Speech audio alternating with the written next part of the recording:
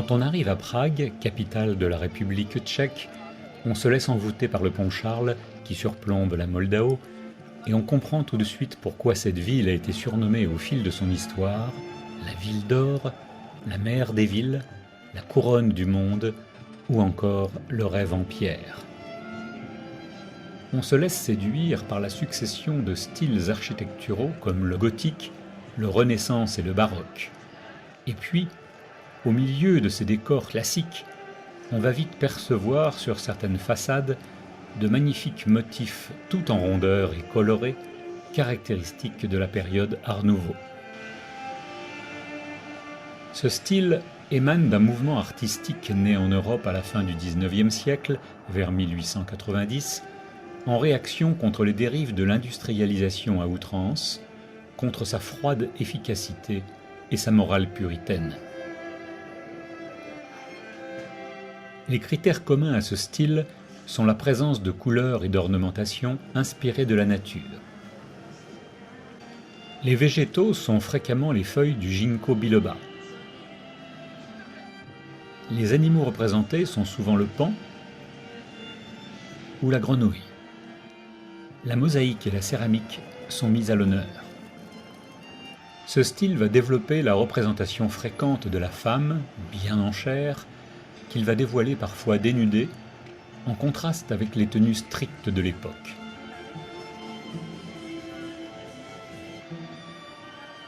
Il veut valoriser la femme moderne, libre et sensuelle.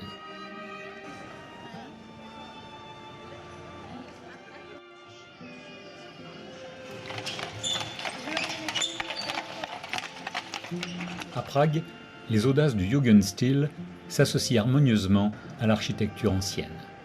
Ils s'inspirent du renouveau artistique qui a lieu à Paris et à Vienne principalement.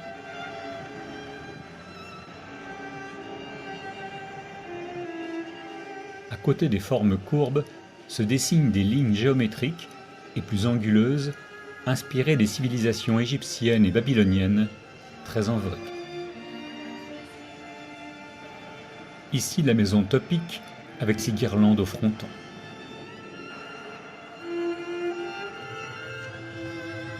La maison Praha, ancienne compagnie d'assurance, qui montre de splendides stucs composés de corps féminins.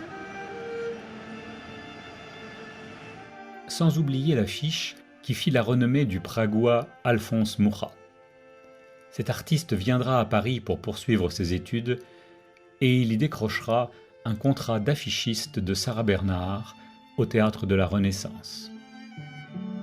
À son retour à Prague, il réalisera des vitraux d'une grande richesse de couleurs pour la cathédrale Saint-Guy.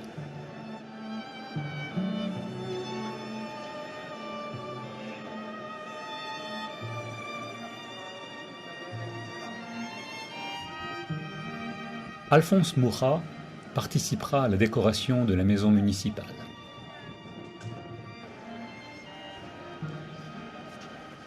Son immense marquise extérieure est un chef-d'œuvre de l'art du verre et de la ferronnerie.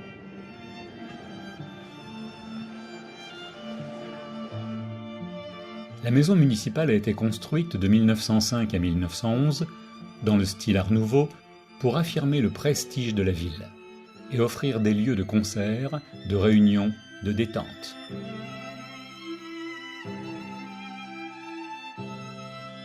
C'est dans cette salle décorée par Mucha que fut proclamée la naissance de la République tchécoslovaque le 28 octobre 1918.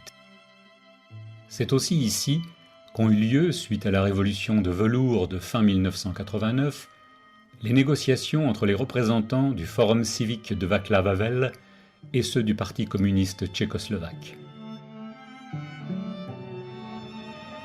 Ce mouvement Art Nouveau laissera des traces non seulement dans l'architecture, mais aussi dans la verrerie, dans les arts de la table, le mobilier, les bijoux, la céramique. À peine 20 ans après son apparition, il évoluera vers un style plus géométrique, qu'on appellera Art déco.